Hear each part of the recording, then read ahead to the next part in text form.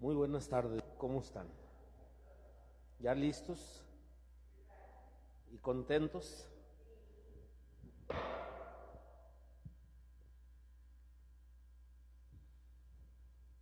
Miren, vamos a comenzar sabiendo que los ejercicios cuaresmales o ejercicios espirituales, que en realidad es una reflexión del tiempo de Cuaresma, preparándonos para el momento tan importante de la Pascua, nos ayudan a entender cuál es nuestro papel como personas dentro de una comunidad eclesial y al mismo tiempo, pues dentro de nuestra propia vida.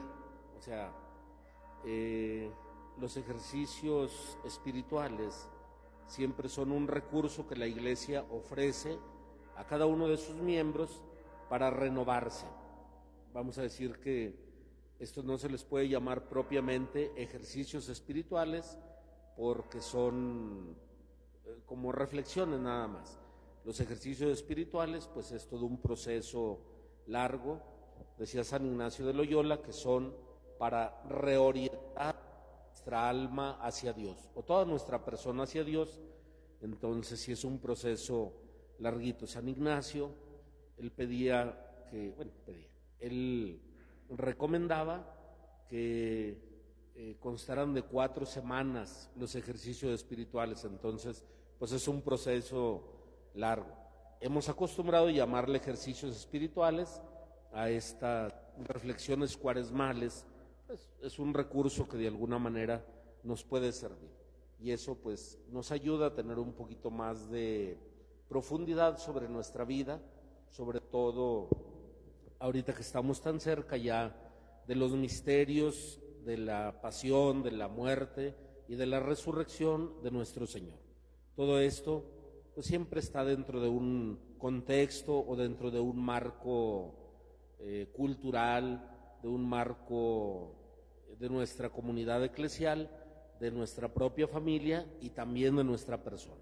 Entonces, pensando en todas esas cosas, creo que si hay algo que ustedes quieran aportar, se puede hacer también dentro de la misma reflexión, pues casi como en la escuela, ¿verdad? Levanta la mano para poderlos ver y ya pueden hacer su comentario, completando lo que yo de alguna manera voy compartiendo con ustedes o preguntando en caso de que hubiera alguna cuestión que dejara ahí no muy clara, pues sí sería bueno también eso.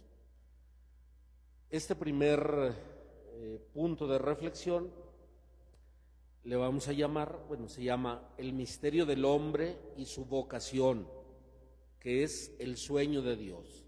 Cómo Dios, desde que pensó en el hombre, va teniendo ya esa visión del género humano. Decía San Ireneo, nomás para que se den una idea, que cuando Dios pensó en el hombre, cómo iba a crear al hombre, decía él que ya se estaba imaginando la figura en la que se iba a encarnar su propio hijo.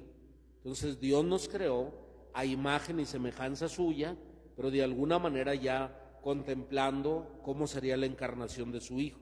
Entonces nosotros somos imagen de Cristo, no es que Cristo se haya hecho a imagen de nosotros cuando se encarnó, sino que fuimos pensados bajo esa figura y bajo esa, pues si pudiéramos decir, naturaleza.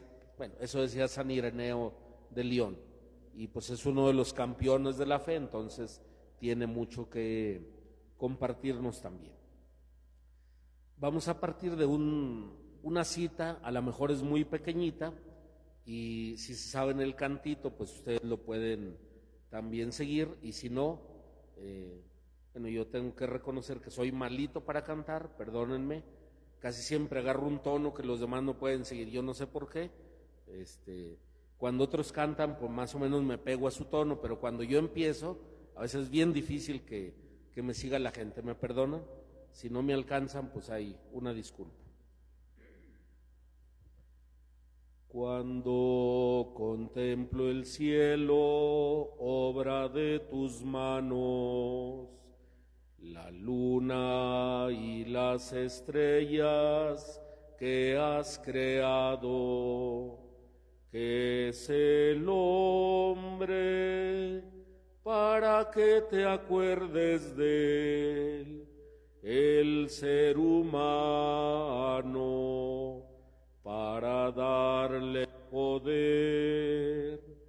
¿Qué es el hombre para que te acuerdes de él? El ser humano para darle poder.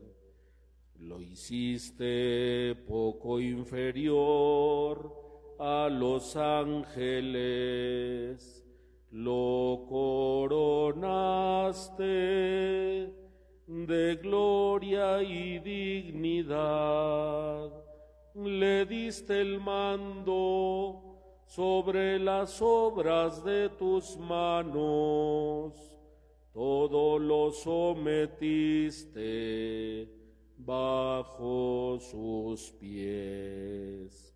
¿Qué es el hombre para que te acuerdes de él? El ser humano para darle poder. ¿Qué es el hombre para que te acuerdes de él? El ser humano para darle poder. Pues más o menos esa es la cita que está tomada del Salmo 8 y que nos ayuda pues a plantear esta reflexión. ¿Qué es lo que deberíamos de sacar como fruto de esta reflexión? Si quieren apuntarlo o grabárselo, es más fácil grabárselo, ¿verdad?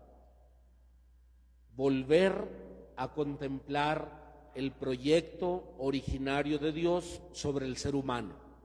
O sea, tener claridad cuál es el proyecto originario de Dios sobre el ser humano.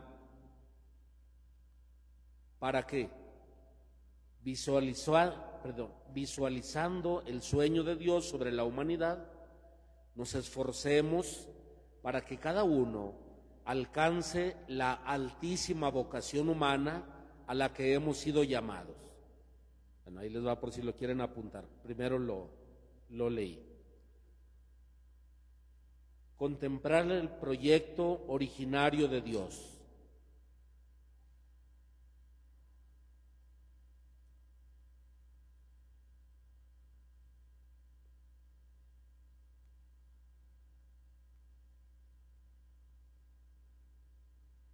Para que, viendo el sueño de Dios sobre la humanidad,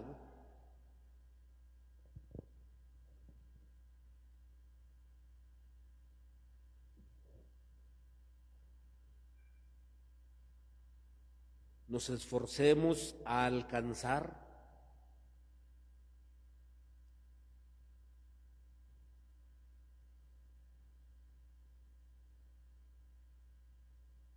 la altísima vocación humana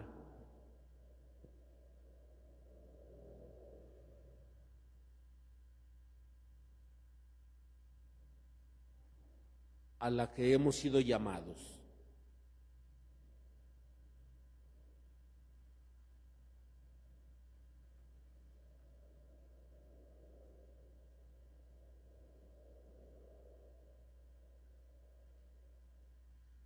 Bueno, de todos modos al final se les va a compartir este material, si alguna persona lo quiere tener, bueno, ya les diré la mecánica, no le he preguntado al señor cura, pero puede que esté allí un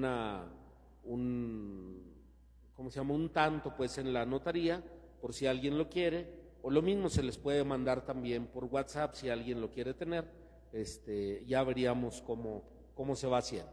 Pero esa es la idea, pues que tengamos claro cuál es el proyecto divino para cada uno de nosotros y que no nos quedemos atrás. Porque si no sabemos hacia dónde vamos dirigidos, también nuestro caminar puede ser tortuoso. En cambio, cuando tenemos clara ¿cuál es la finalidad de toda nuestra vida? Pues podemos ir revisando constantemente si vamos cumpliendo o no esas metas o esa vocación. Según el proyecto de Dios para nosotros cuando nos creó y luego cuando nos redimió, ¿cuáles creen ustedes que son las características esenciales que conforman al ser humano? ¿Cuáles son las notas esenciales del ser humano?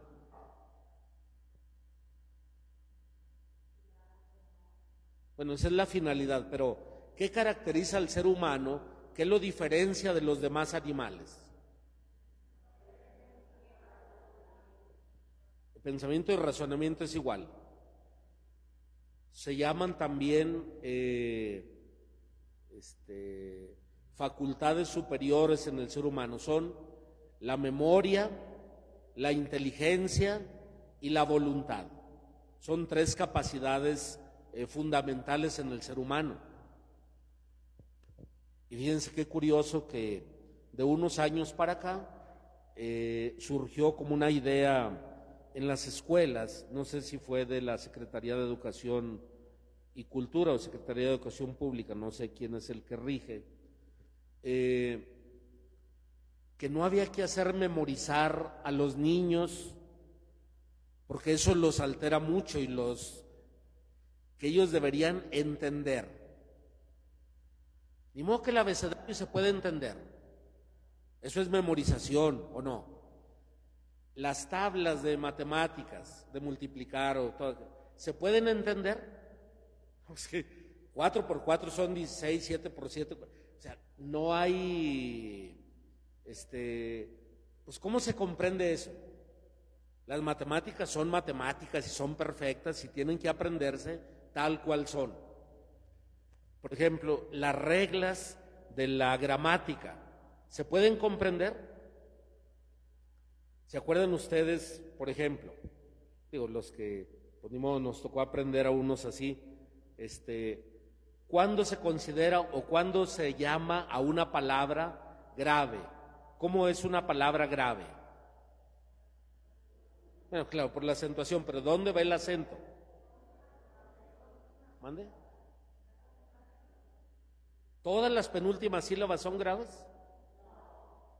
Entonces, ¿cuáles son? Bueno, ¿cuáles se acentúan? Perdón, el asunto era sobre el acento que se llama ortográfico, ¿verdad? ¿Cuándo se acentúan las palabras graves? Así era la pregunta, ¿verdad? ¿Se acentúan todas las palabras graves?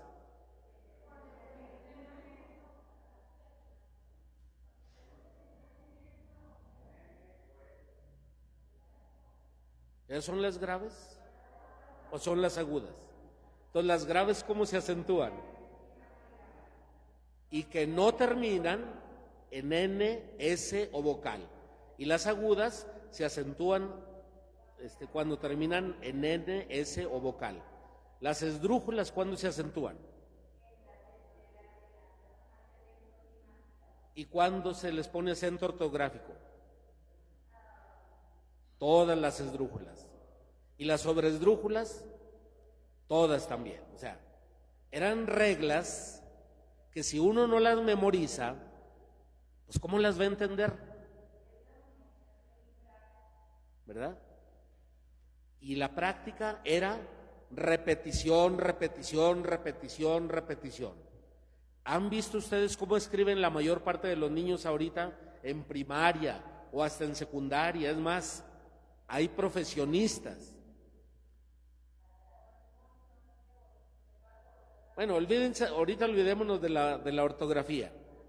Las grafías mismas, las letras, ¿las han visto?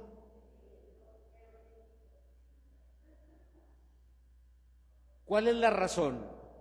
¿Cuál es la razón que no pueden escribir bien? Porque ya no usan, se me hace que ya no usan cuaderno de doble raya, ¿verdad que no? A veces van escribiendo muy despegado de la línea, a veces clavados en la línea, a veces casi en el otro renglón de abajo o a veces haciendo así. ¿Por qué? Falta de práctica.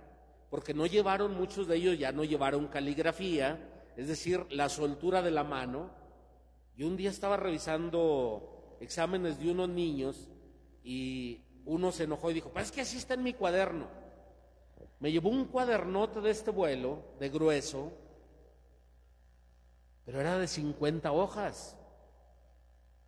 Y yo cuando vi el cuaderno dije, Chihuahua, pues es que escribía casi, parecía que estaba con cincel y martillo. Le cargan tanto, pues claro que la pobre hoja están rugosas todas aquellas, de tan fuerte que le escriben. Y por eso se tardan mucho en escribir, porque hasta la lengua sacan. Así. Para eso era la caligrafía, ¿verdad? Para tener la mano suelta y poder escribir rápido, sin marcar la hoja. ¿Por qué? Pues porque es parte de la educación que se dio en otro tiempo. Pero bueno, digo eso porque si la memoria es una de las facultades humanas principales, determinantes del ser humano, entonces pues no deberíamos de abandonarla. Otro simple ejemplo, una cosa muy sencilla. ¿Quién se sabe en este momento los teléfonos de todos sus familiares? Estoy hablando si tienen papás todavía, si tienen hermanos, si tienen hijos, primos, vecinos.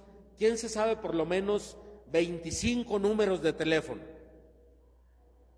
¿Se saben el de los de su familia más cercana? Pues hay mucha gente que no. ¿Por qué? ¿Por qué no se lo saben? Porque los traen en la memoria de su teléfono, ¿sí? Miren, llegó una época, cuando yo trabajaba en la pastoral vocacional, me sabía todos los teléfonos de todas las parroquias de la diócesis de Zacatecas. Ahorita, pregúntenme alguno, no me sé la notaría de aquí, no me lo sé. ¿Por qué? Pues porque dejamos de utilizarla, o sea, de ejercitarla, y ya es muy cómodo tener pues todo guardado en un teléfono. Pero se me llega a perder el teléfono o me llego a quedar sin batería en una situación de riesgo o gravedad, ¿cómo le hago para comunicarme con otras personas?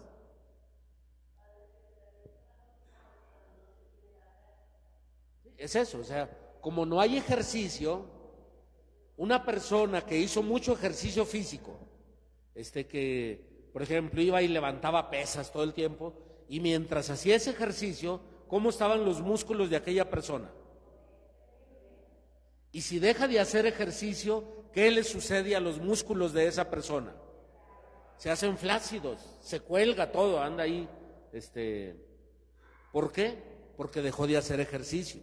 Entonces la memoria no es un músculo, pero sí es una facultad humana que no la podemos medir, pesar. Bueno, sí la podemos medir. Y fíjense que la memoria se puede entrenar y muy bien. Ustedes conocieron a una persona que tenía la memoria entrenadísima, don Javier Lozano Barragán.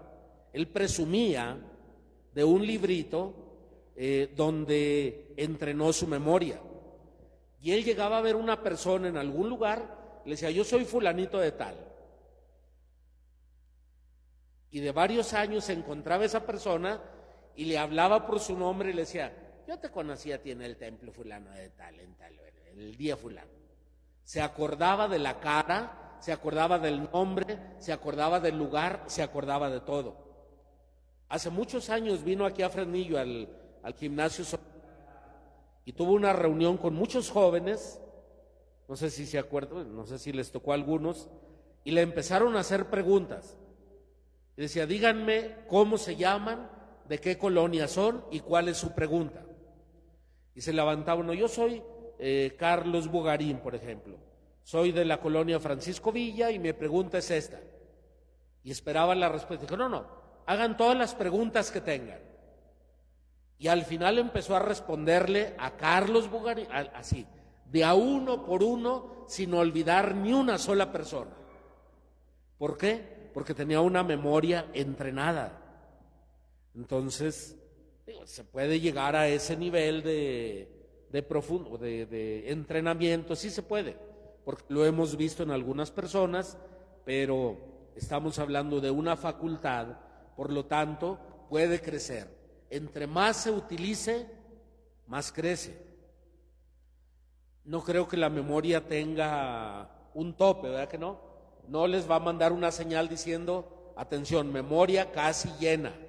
O sea, no, es que la memoria humana, entre más le den, crece y crece y crece y crece, y esa no se detiene. Y fíjense, a mayor capacidad de memoria, mayor capacidad intelectiva. ¿Por qué? Porque hay más datos guardados, entonces hay más capacidad de ir haciendo lo que se llama hilación, es decir, el raciocinio o el avance de la memoria, perdón, de la inteligencia, esa utiliza todo lo que está guardado en la memoria. Y es difícil cuando uno platica con una persona que se le está olvidando, no, es que no se olvida en realidad, que ha dejado de ejercitarse, dice, es que les iba, es que, ¿cómo era? Y empieza a borrársele. Entonces es difícil, pues ¿qué me quiere decir a uno? Como si fuera con señas y pues sí, tratando de adivinar. Por eso las notas características del ser humano no son ni el color, porque hay muchas razas, ¿verdad que sí? No es la altura, porque hay personajes altísimos y hay otros muy bajitos, bueno, es así. No es un idioma, no es una cultura, no es un tiempo. El ser humano, viva donde viva, tenga la estructura que tenga, guarda esas tres facultades de manera íntegra: la memoria, el entendimiento y la voluntad. Bueno, ahorita vemos para qué sirve todo eso. Es que cuando Dios creó al ser humano, le dio esas facultades para que pueda reconocer todo aquello para lo que fue creado. Por eso decía el cantito o el Salmo 8, dice: Señor, cuando contemplo el cielo, la luna y las estrellas que has creado, y cuando veo todo lo que hay alrededor de nosotros, con una perfección, bueno, póngale no perfección porque solo se le atribuye a Dios la perfección, pero con una meticulosidad que se realizan, por ejemplo, la sucesión de las estaciones, que aunque nosotros veamos en el calendario que ya es 21 de marzo, pero si no ha llegado la primavera, o sea, lunarmente, si no es todavía el tiempo de la primavera, ¿florean los árboles? No.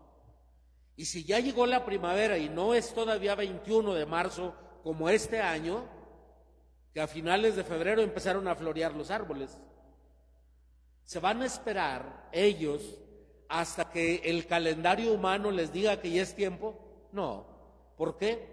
Porque es muy meticulosa la naturaleza, tiene una sucesión perfecta. En ese, bueno, vuelvo a decir, solo la perfección se le atribuye a Dios, pero muy bien organizada, muy bien ordenada, de forma que si ustedes le preguntan a un calendario, ahorita pueden preguntarle a Google, ahora se va a meter el sol dentro de 2 meses, les dice con una claridad, porque la naturaleza está muy ordenada y quienes la observan pueden clasificarla y pueden darle una respuesta o tener así la claridad de las cosas. Muchos preguntan, ¿por qué se mueven tanto las fiestas del miércoles de ceniza? ¿Por qué caen diferentes días la Pascua? ¿Por qué se mueve la fiesta de la Santísima Trinidad? ¿Por qué? ¿Ustedes lo saben? ¿Por qué se cambia las fechas de esas fiestas? ¿Lo saben? ¿Por cuál una?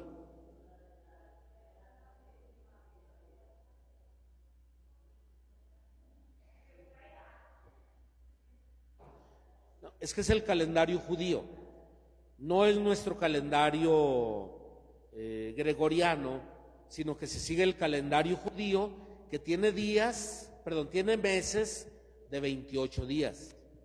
No más por eso. Estamos hablando de 13 meses, pues, en el año.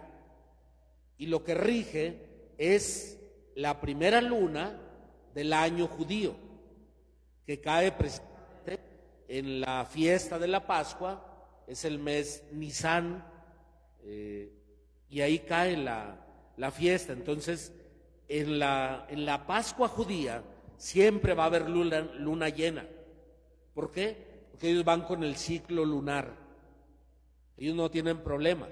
Nosotros tenemos que ir acomodando y aunque debería de haber luna llena todos los jueves, el jueves santo, no siempre está llena ese día. A veces llena un día antes, a veces está más pegada hacia el sábado, pero por ahí debería de estar, alrededor del jueves santo. Por eso siempre se está buscando esa luna y se tiene que mover en relación a esa fiesta. La Cuaresma pues se pone en relación a cómo va a ser la luna llena del primer mes judío o del calendario judío.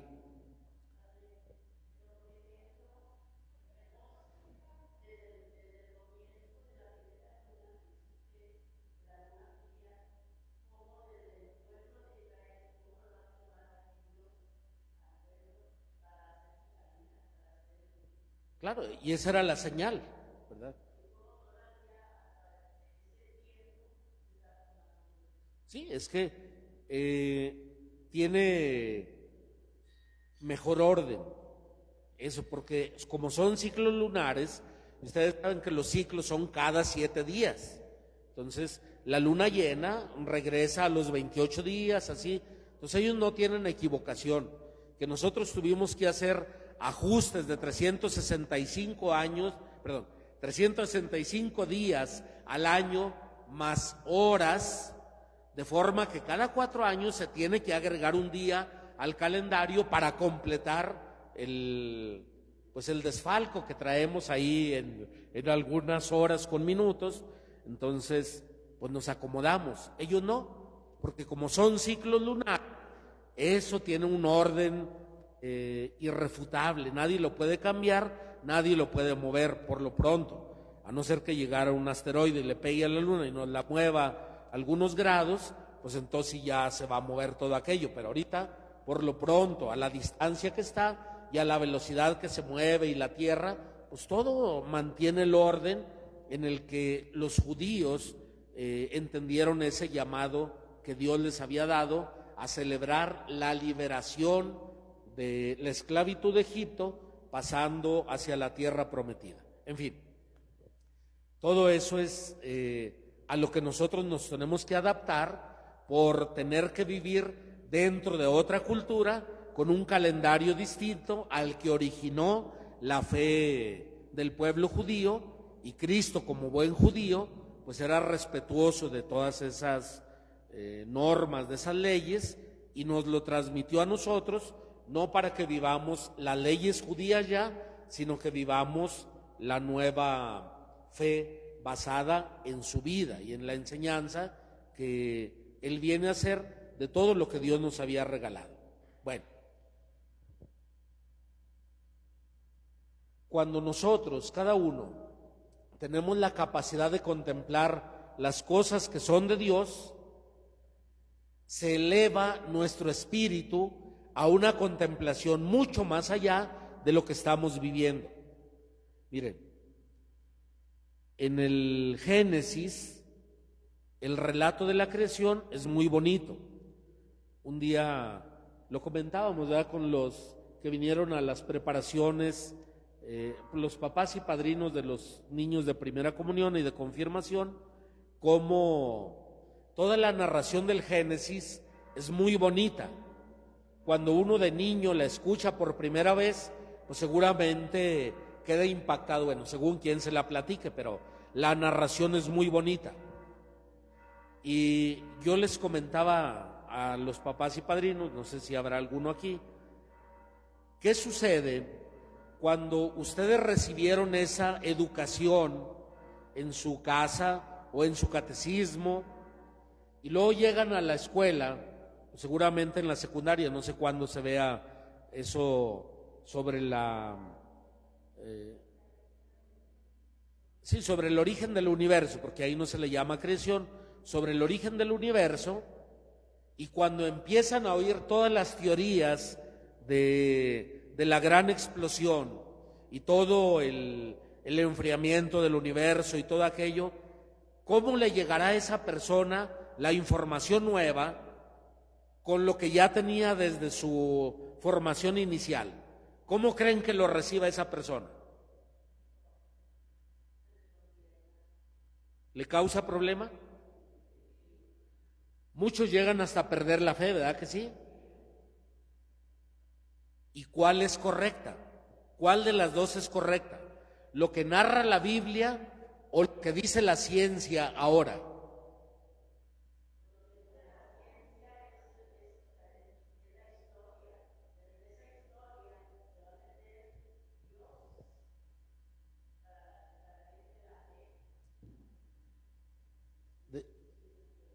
A ver, ¿qué dicen los demás? ¿Qué es lo correcto? ¿Lo que dice la Biblia o lo que dice la ciencia? Pues estuvieron en la plática, pues ¿cómo? Pero fíjense, déjenle pregunto a Google, ¿sí?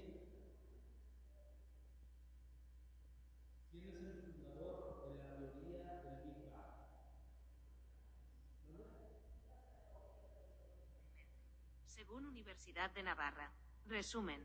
La teoría del Big Bang, la gran explosión que habría originado nuestro mundo, fue propuesta inicialmente por Georges Lemaitre, físico y sacerdote católico, que llegó a este modelo gracias a una filosofía realista y a conjugar razonamientos teóricos y observaciones astronómicas.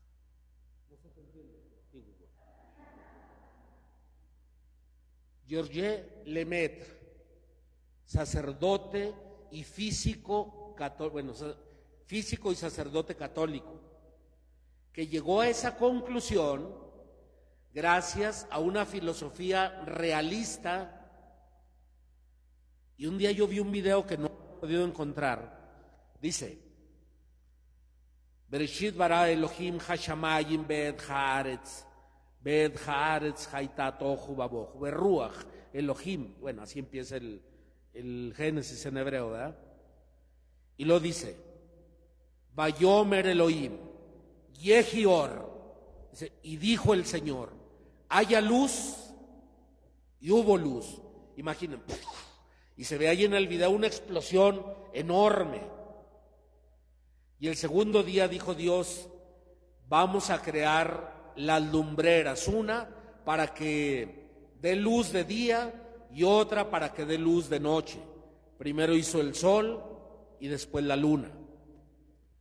Y luego el tercer día separó el agua de la tierra, y el cuarto día creó todas las plantas, los animales marinos, y el quinto día creó todas las plantas, los animales de la tierra, pájaros del cielo y todo eso. El sexto día creó al hombre y el séptimo día descansó. ¿No se les afigura la teoría de la evolución?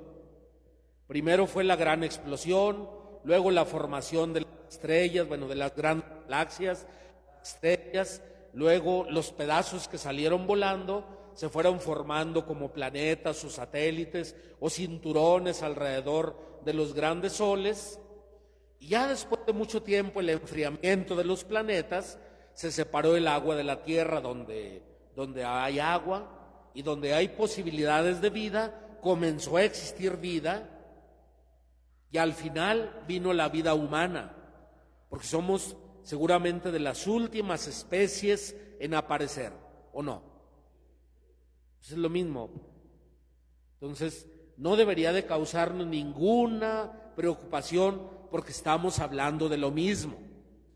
La narración del Génesis lo hizo un sacerdote judío cuando estaban prisioneros en Babilonia y se estaban contaminando de los ritos a Astarte o a los dioses babilonios, y el sacerdote les dijo, no, a ver, espérense, ustedes están adorando el sol y la luna, son criaturas de Dios.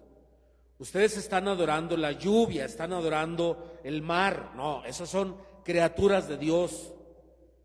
Y están adorando a un hombre que seguramente, pues no sé si fue antes o después de, ¿cómo se llamaba? Que ya estoy como el que les digo que no se acuerda. El que le llamaban Rey de Reyes, aquel que sale en la película de 300, ¿no se acuerdan? Jerjes, Artajerjes, pues. Es que era toda una clase, una casta de reyes, pero ellos se deificaban y exigían adoración como si fueran dioses. Entonces él se hacía llamar Rey de Reyes porque conquistaba naciones enteras, culturas enteras, y exigían adoración.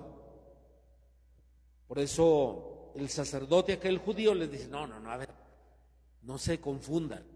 Todo esto que ven ustedes es criatura divina. Era una explicación de un sacerdote para que la gente no dejara de ir al culto los sábados como lo tenían. Cuando viene el padre francés Lemaitre, él dice, bueno, la gente está dejando de creer, hay que explicarles con términos científicos lo mismo. Entonces, esa no es una teoría que nos deba alejar de las cosas de Dios, sino nos debe regresar a cada uno a lo que Dios creó. Ahora ya con terminología más científica y con estudios más recientes, bueno, eso es lo que tenemos que considerar. Y eso es una cosa muy bonita, porque cuando Dios hizo todo el que utiliza ahí en hebreo una palabra, cuando crea, dice bará en hebreo. Eso significa traer de la nada a la existencia. Eso es crear. Y cuando dice hagamos al hombre, ya no utiliza el mismo término. Porque del polvo de la tierra Dios va a formar al hombre y luego le va a soplar en su nariz para infundirle el espíritu. Entonces, el hombre ya no es de la misma naturaleza de todas las cosas.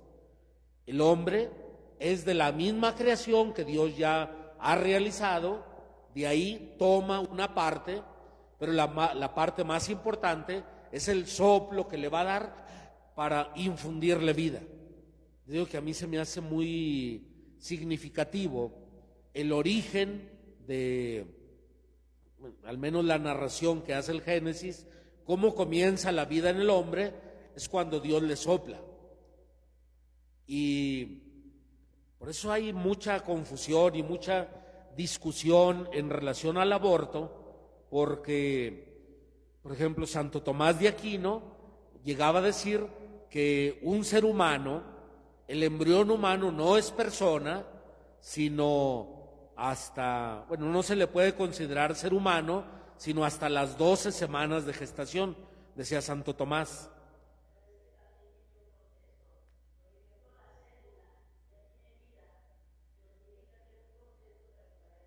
Es un embrión humano, ¿verdad?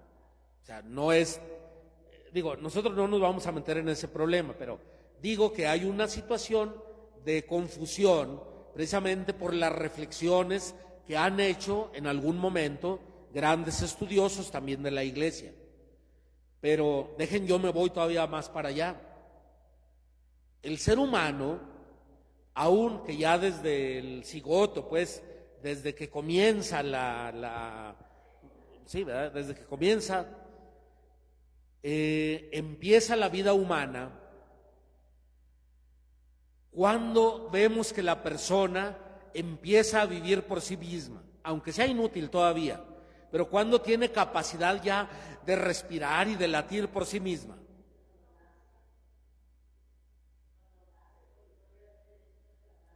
¿Y qué se le tiene que hacer al niño para que active esa vida? ¿Mande? ¿Qué es lo que debe hacer el niño para activar todo lo que ya trae? ¿Mande? Ustedes porque les gusta hacerlo sufrir, pero debe respirar, ¿no? Debe respirar.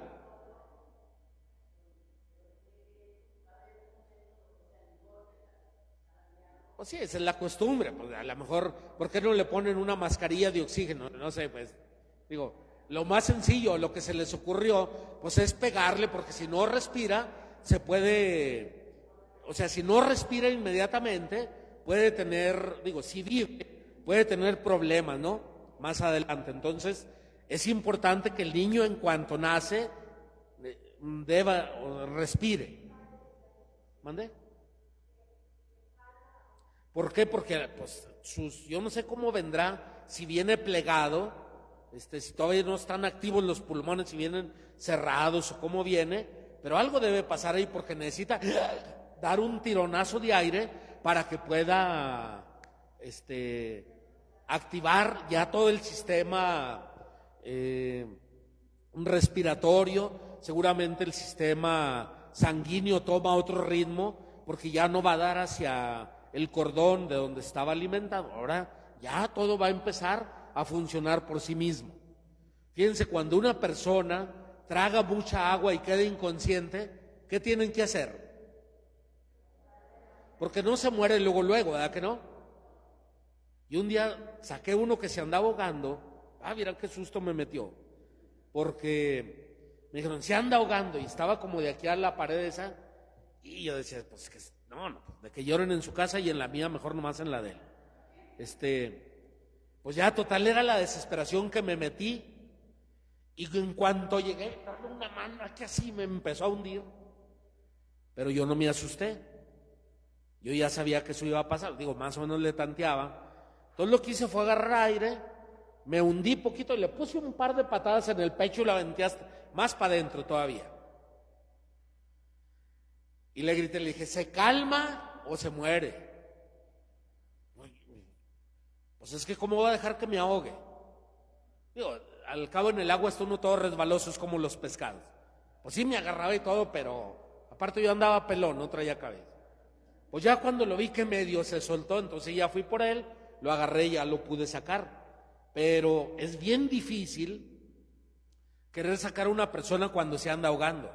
Yo pienso que es mejor dejarlos que ya traen todo el agua y entonces ya lo saca uno, a ver si hay chance de reactivarlo, ¿verdad? Porque pues no tiene uno toda la técnica, pero así ya no hay riesgo de morirse uno también. Ya que se quede así. Entonces, una vez que lo saca, pues hay que hacerle todo un proceso de reanimación.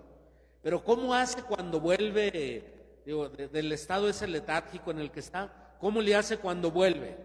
¿Se han fijado? Es exactamente lo mismo.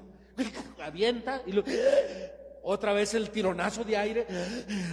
Y yo creo que las primeras respiraciones son demasiado fuertes. ¿Por qué? Porque tiene que activar hasta el corazón. El pulmón también sirve para activar el corazón, ¿no?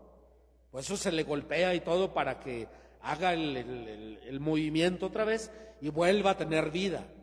Y ya dicen, ay, qué susto lleva el que se escapa. Pues sí, también también se escapó el que lo andaba sacando, ¿verdad? No está fácil, pero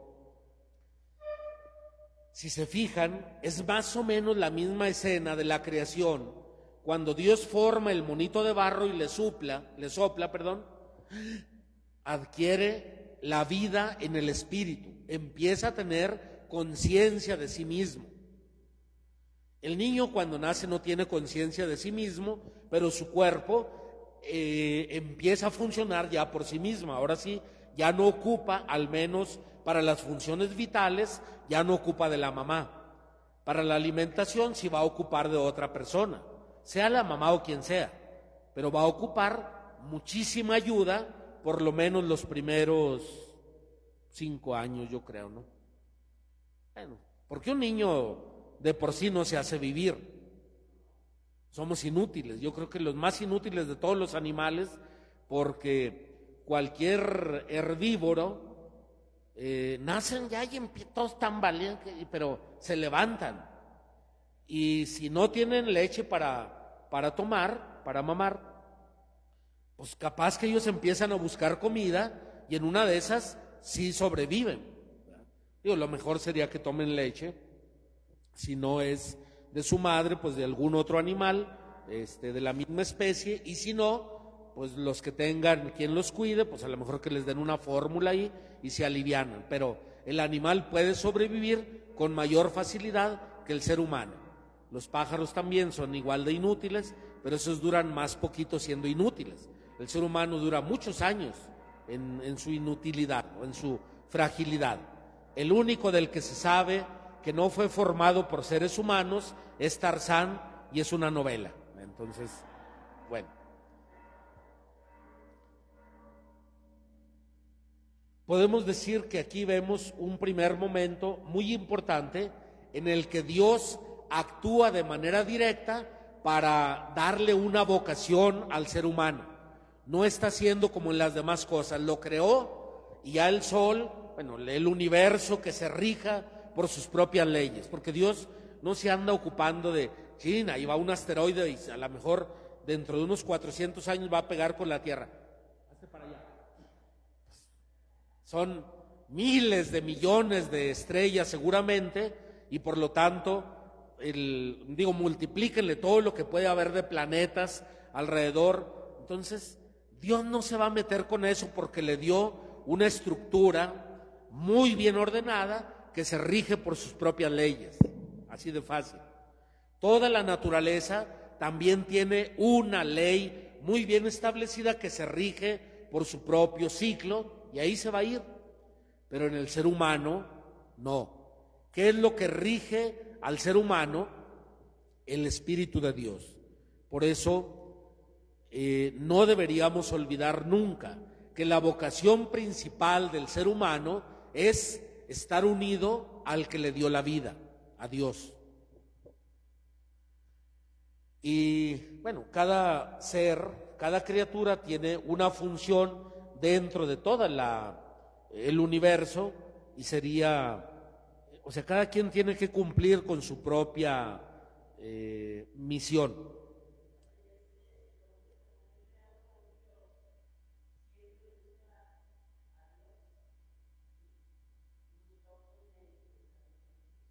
Decía San Agustín, ¿verdad?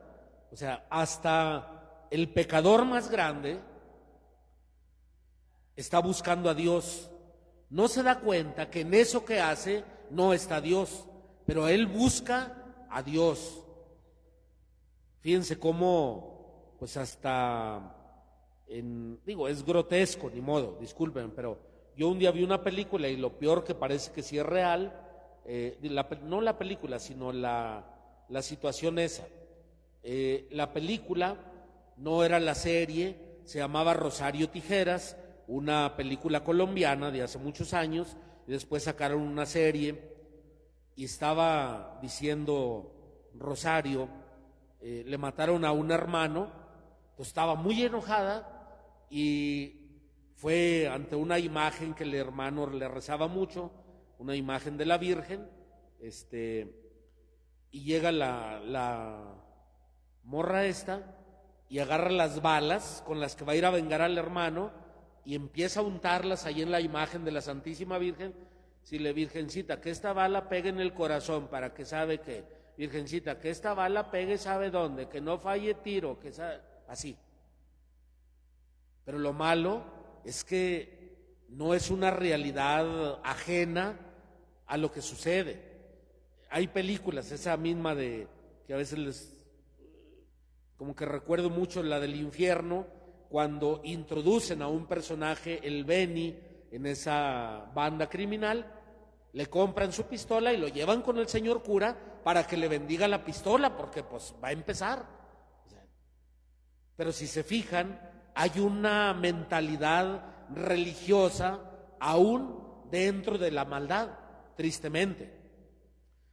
Llegando allá a Zacatecas, baja uno a La Pimienta. Subiendito de La Pimienta había hace muchos años una capillita que estaba dedicada al Santo Niño de Atocha, y de repente ya no estaba el Santo Niño, sino la Santa Muerte ahí.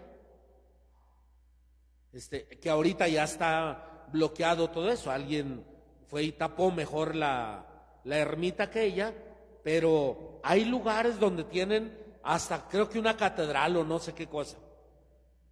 Es una religiosidad. Ellos, sin saber, también están buscando a Dios, aún a pesar del daño y del crimen y todo lo que sea, pero en su corazón hay un deseo de Dios. No lo están consiguiendo de esa manera. Se están equivocados en su manera de percibirlo, pero en su corazón hay un deseo de la trascendencia, un deseo de algo mucho más grande que los una a Él. Ahora, cuando Dios creó al hombre, fíjense cómo Dios pensó en que no era bueno que ese varón estuviera solo. ¿Por qué? Porque estaba Adán ahí sentado y empezó a ver pasar las borregas y empezaba a ver los gorilas y todo. Dijo Dios, no, a ver, vamos a hacerle una compañera que sea de su misma dignidad, ¿verdad? Que sea idéntica a él en dignidad, en amor, en capacidad, para que se ayuden mutuamente. Entonces Dios creó varón y mujer. Y pues ahorita es toda esta situación ideológica que se ha presentado, pero si nos vamos a la ciencia, hasta alguien dice, no, realmente nada más existen hombres y mujeres. Si ustedes se fijaron, cuando se daba todos los contagios de la pandemia, la Secretaría de Salud, que de repente se pone muy de colores y apoya quién sabe cuánto, la Secretaría de Salud no distinguía entre cuántos varones, cuántas mujeres, cuántos trans, decía tantos hombres, tantas mujeres, basta, o sea, no estaban haciendo distinción de sabe cuánta cosa, ¿verdad que no? ¿Cómo han podido identificar el origen de la humanidad, pensando, por ejemplo, en los neandertales o en el Homo faber o en el... ¿Cómo empezaron a distinguir la evolución de la especie que llegó más tarde a ser el Homo sapiens? ¿Cómo empezaron a distinguir? Los huesos que se encontraban, ¿cómo los distinguían de otros seres? Por el ADN, ¿no? Lograron identificar un ADN diferente a los de los demás animales y empezaron a ver que era muy semejante o muy cercano ya al hombre. Les empezaron a llamar prehomínidos. Y estos huesos que encontraron, a veces era un pedacito de hueso, lo identificaban qué parte de hueso era. Si era de la cadera, si era de la mandíbula, si era de cráneo, si era de un brazo, si era un pulgar, ellos podían identificar. ¿Y saben qué identifican también? Si era de macho o de hembra. Entonces, Dios pensó en eso. ¿Por qué? Porque Dios dijo, yo no me voy a hacer una vez un mono de barro y ya. Cuando hizo a Eva, dijo, ahora ustedes me ayudan haciendo el monito de barro, y yo ya nomás le soplo y le doy el espíritu. Cuando le hace, pues ahí es cuando Dios da el espíritu humano a aquella persona para que viva. ¿Sí se la creen? Es una figura, pero no es que se la tengan que crear. Yo nomás estoy haciendo como una comparación, pero de lo que se trata pues es que Dios cuando creó no fue poniéndose como un titiritero. A ver, ahora cómo muevo aquí esta constelación o este grupo de constelaciones o un cúmulo, pues no, Dios pensó en el universo, lo hizo y ya dejó las cosas para que sigan avanzando. Pero en la realidad humana encontramos que el ser humano, además de ser varón y hembra para continuar la especie, porque esa es la grandeza pues del ser humano, que puede reproducirse igual que todos los demás seres vivos, pero la manera de reproducción de cada ser vivo es muy diferente. En el hombre pues está como el de todos los mamíferos, es la misma forma.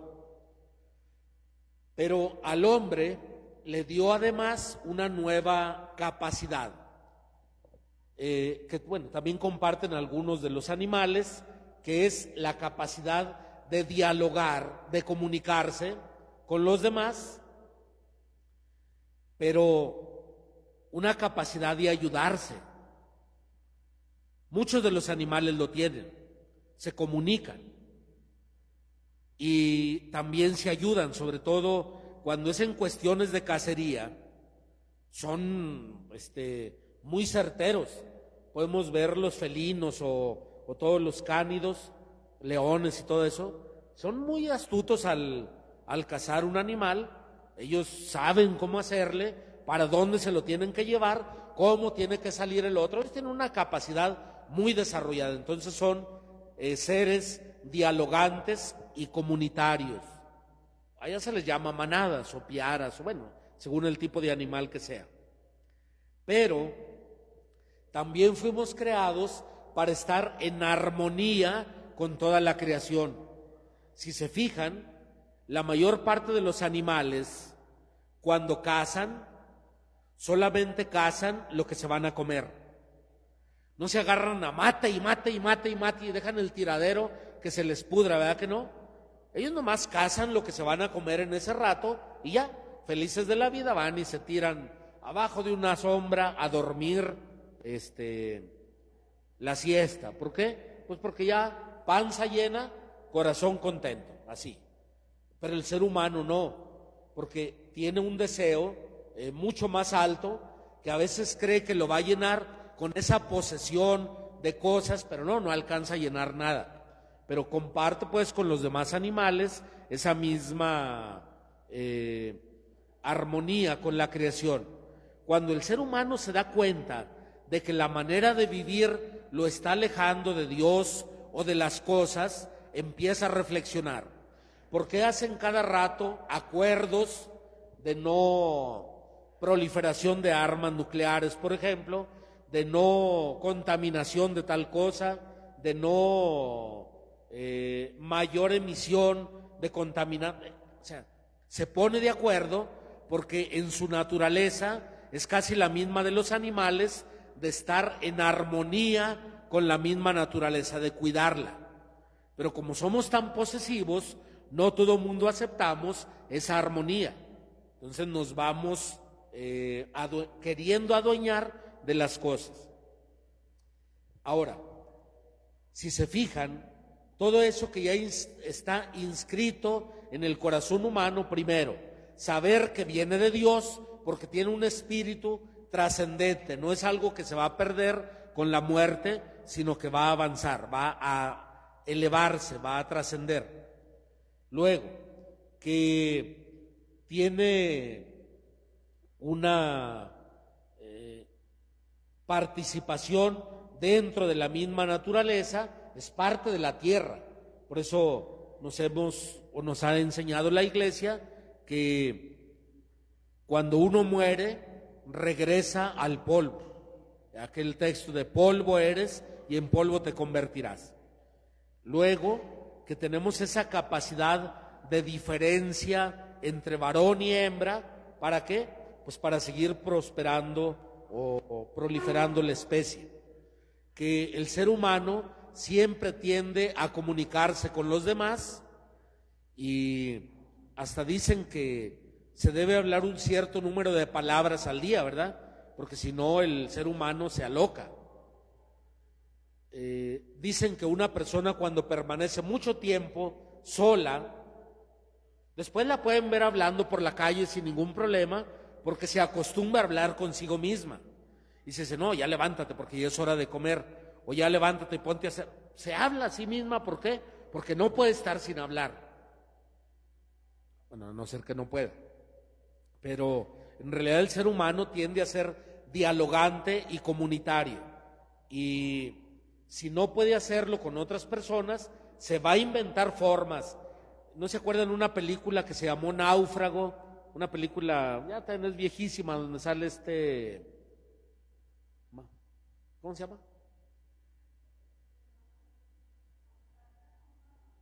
Sí, que se encuentra un balón, pero no me acuerdo el actor, Tom Hanks, siempre se me va con Tom Cruise, pero es Tom Hanks. Se encuentra un balón. ¿Qué marca era el balón? Wilson, por eso le pone el nombre de Wilson, ¿verdad? Y él platica con su amigo Wilson, sabiendo que es un balón. El día que se lo lleva el mar, ¿cómo le fue al pobre náufrago aquel?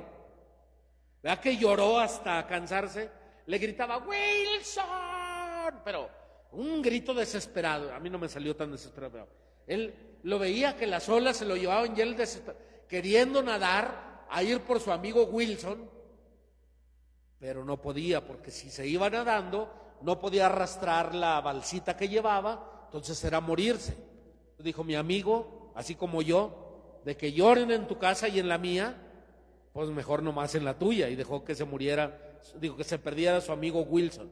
Capaz que todavía anda por ahí por Mazatlán, no sé, es hule, es caucho, ese no se va a deshacer tan fácilmente. Si algún día se encuentran a Wilson, me lo saludan, por favor.